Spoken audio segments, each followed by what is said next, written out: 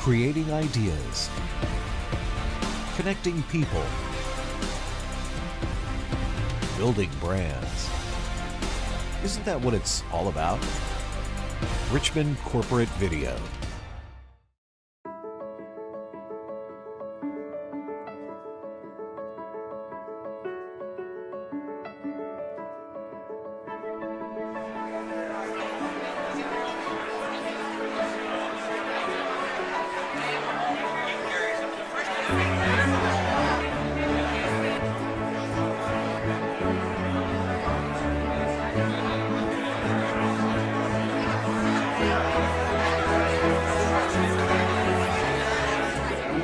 Our speaker, George Barbee. He's from the Darden School, as we said, and I attended Darden back when it wasn't cool.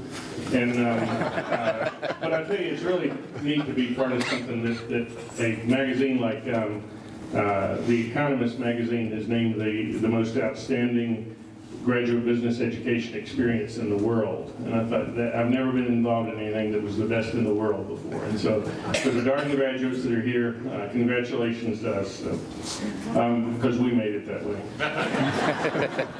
George is one of the original Benton Fellow faculty members, along with Jim Collins, and Not the Astronaut, and Malcolm Gladwell, the author.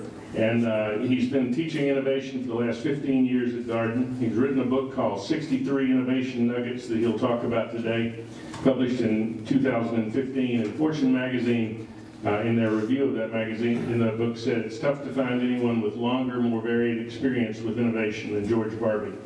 He's worked in 40 different companies and founded 3 successful entrepreneurial companies, including the largest independent provider of financial planning in the U.S., which he sold to Price Waterhouse. And he's here today to talk to us about the genius of innovation and creativity. George?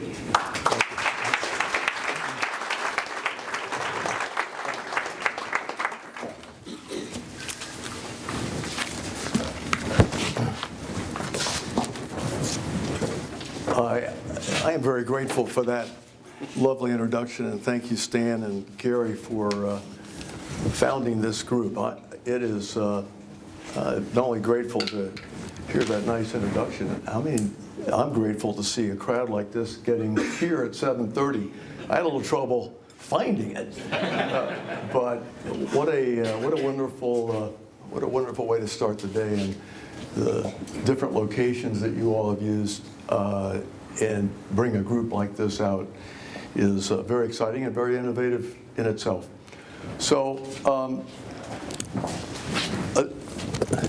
always grateful for the morning paper. And I didn't get my morning tweet this morning. I was up at 5 o'clock trying to look over a few notes, and I didn't get my morning tweet. But the paper did have Trump orders regulations cut to help small business.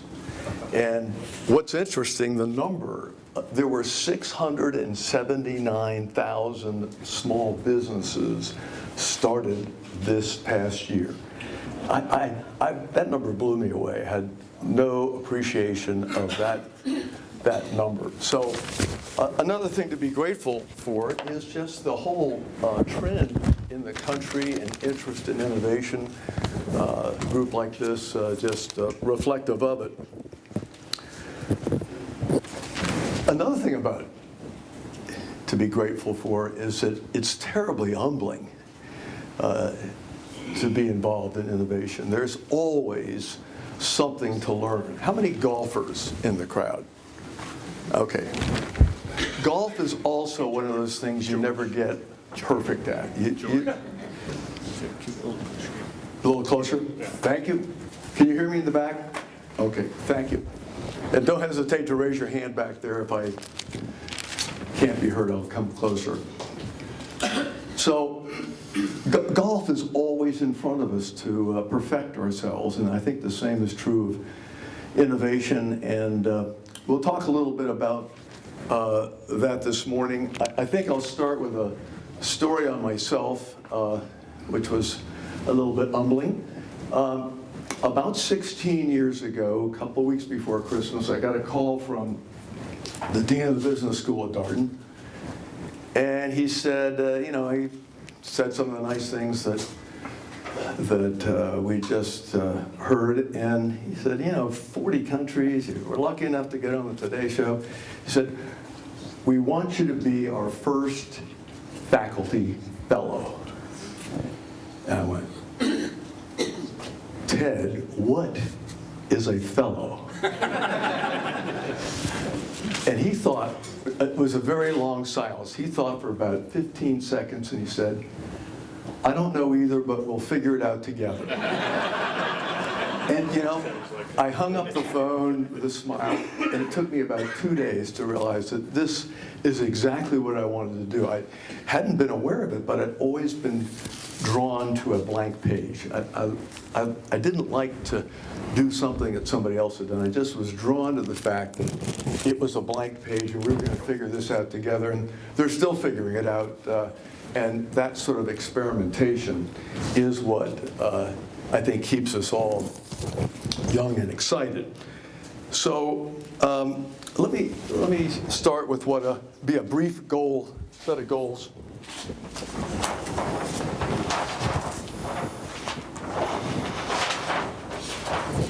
Talk a little bit about inspiring innovation. Why would somebody take 2 years out of their life to write a book? And I'll give you a few seconds on that. And then there are some personal aspects that we share in the book around innovation. And then there's some organizational aspects. I mean, we all get personal innovator's cramp, right? I mean, all of a sudden you get stuck. But a lot of us are also in organizations where the organization is stuck. And we've tried to have a good sprinkling of those. I'll cover a couple of those nuggets, and then we'll end with Q&A. So there's a lot to cover in a brief set of time, but I'm going to just ask a question or two of the group. How many have a leaning? I'm going to talk about where you might have gone to school just to get a sense. How many have a leaning toward University of Richmond? Okay. How about a leaning toward William and Mary? Okay. University of Virginia? Oh, that's impressive. And VCU? Great. And any other schools? No, Virginia Tech. Okay. Is Virginia Tech in Virginia? Thank you for walking into that.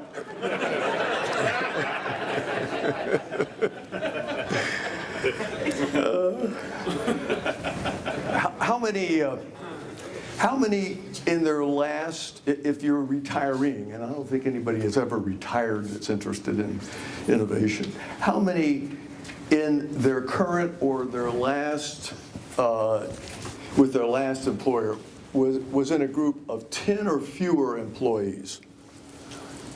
Okay, that's good. How about under 200, not including those people that, okay? And how about, let's just go the other side of it, over 1,000? Wow. Well, that is incredible diversity in itself. I was going to pick a couple of different nuggets depending on where the leaning was, so that doesn't make it easy. I'll have to think about that as we go along. Let's start with just the concept of inspiring and framing innovation. One of the things that has Steve Jobs was a genius, right? And Steve was a great master of invention. And what we're going to slant it a little bit later, a little bit differently today, and talk about innovation versus invention. And Steve did a lot of things, but one of the things he did was he left many of us feeling quite insecure and insufficient, in the sense that most of us are not great inventors. But point number one I'd like to make is that most of us are far better at innovation than we give ourselves credit for. And maybe it's because Steve Jobs and other great inventors have raised a very high bar, but I think it's also part of our educational system, part of our we're often told no, or we're forced to bring things into a very narrow scope early in life. So part of what inspired me to write this book is that not only did I have 500 students, engineers, accountants, people that came from traditionally narrow focused areas, and we found that they could be inspired and brought to become much more innovative than they had ever imagined or given themselves credit for. So that leads to point number 2, which is it's both teachable and learnable.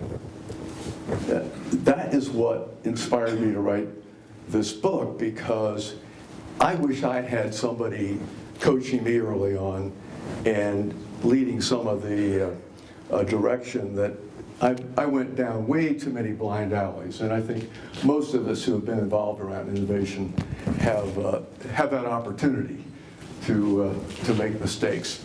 So that's why I took a couple of years out. And what I'd like to do now is go to a couple of personal nuggets. Tom did a lot better than I am. I'm going to read. Tom did it from memory on his poetry.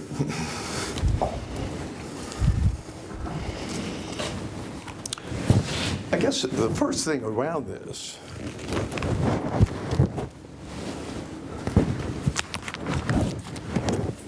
is how many of us really think we're good observers? How many of us take time out to really be quiet, be by ourselves, unplug, put our cell phone away, not just on silent because you can feel the vibration. Just take time out to observe something. And the first nugget I want to read you is around the art of observing. And see if this triggers something in your mind. This is something we all can do, and I'm going to invite you after our session this morning is to find 20 minutes today to do something like this. Most successful innovators have a keen sense of observation. The good news is that it's an art and it can be improved at any level.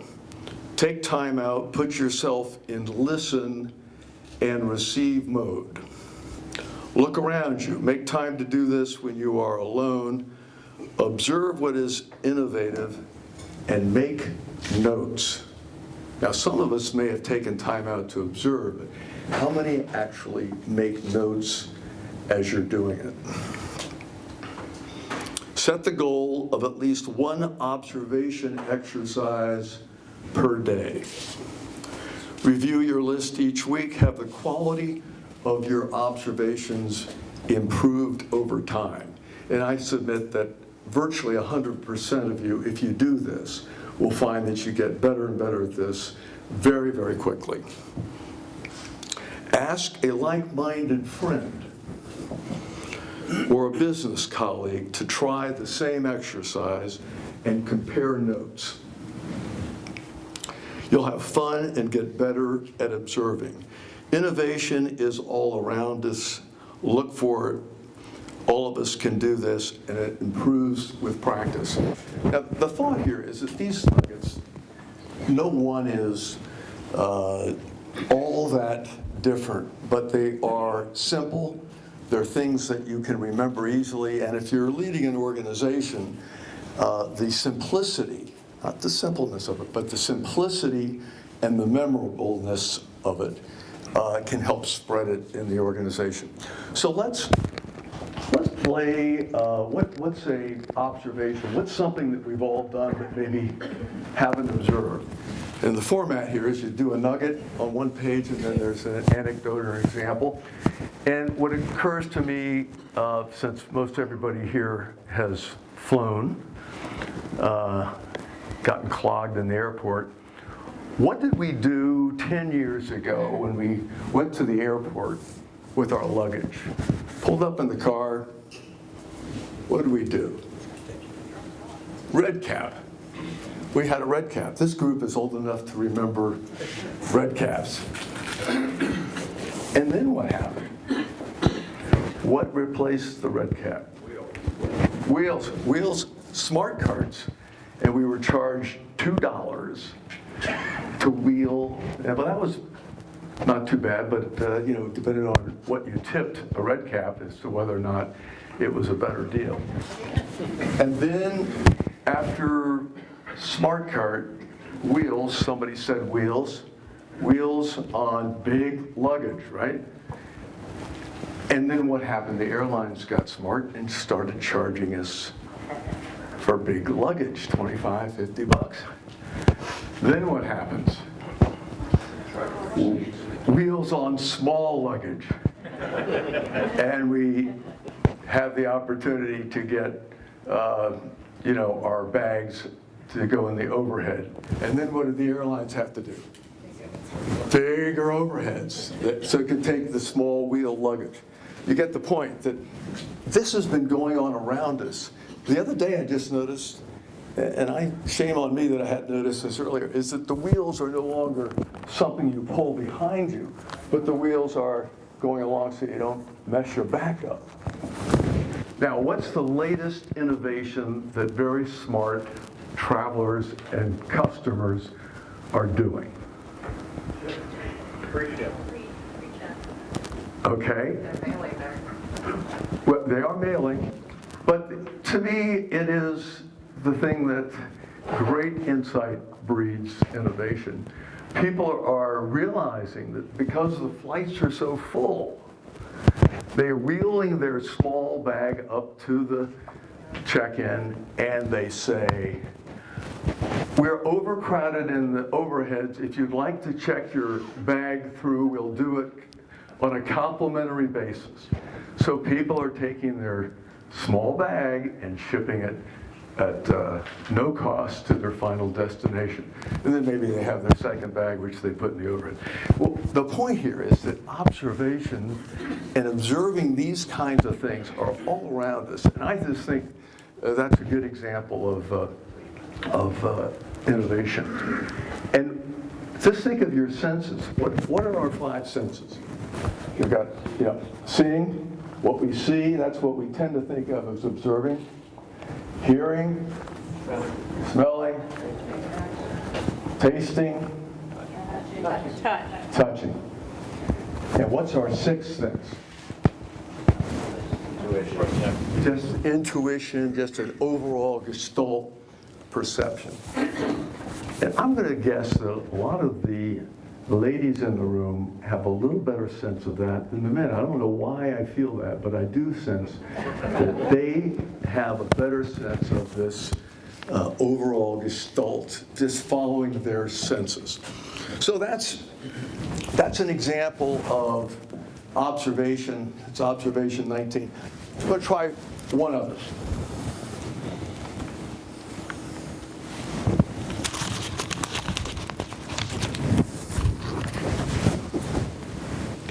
The art of transferring. I'll make it, maybe I won't read this one, the idea of you rise up to 30,000 feet and you say, if something over here is innovative, how can we transfer that aspect or that uniqueness to another category or another situation?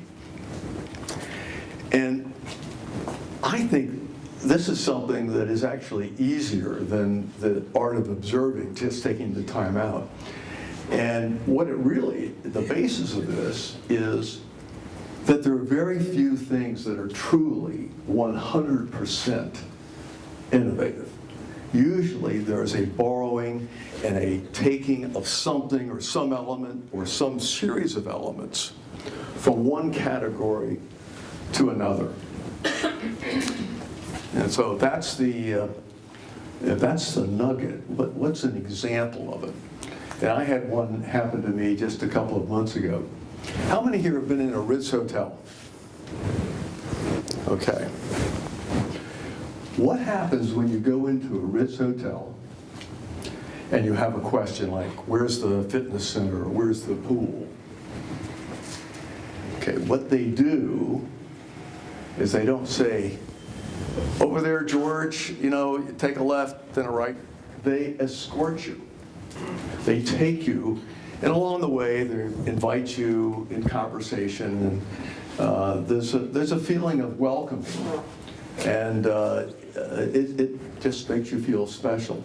So the concept then is escorting. Where and how can that be transferred? This is called assuring how you want to be regarded.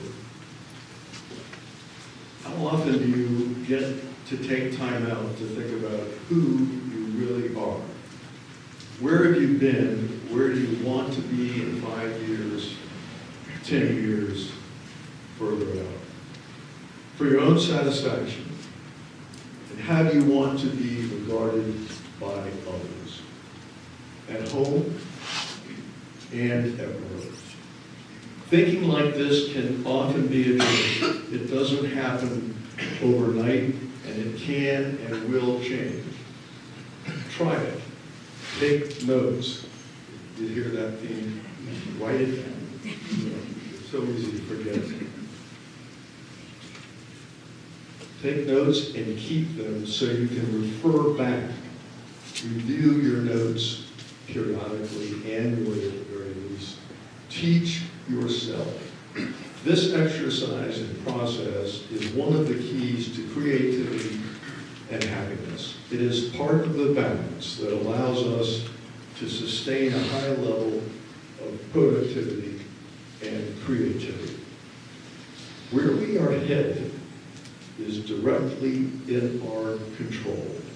In this process lies our true commitment to be more creative and innovative. Thank you very much.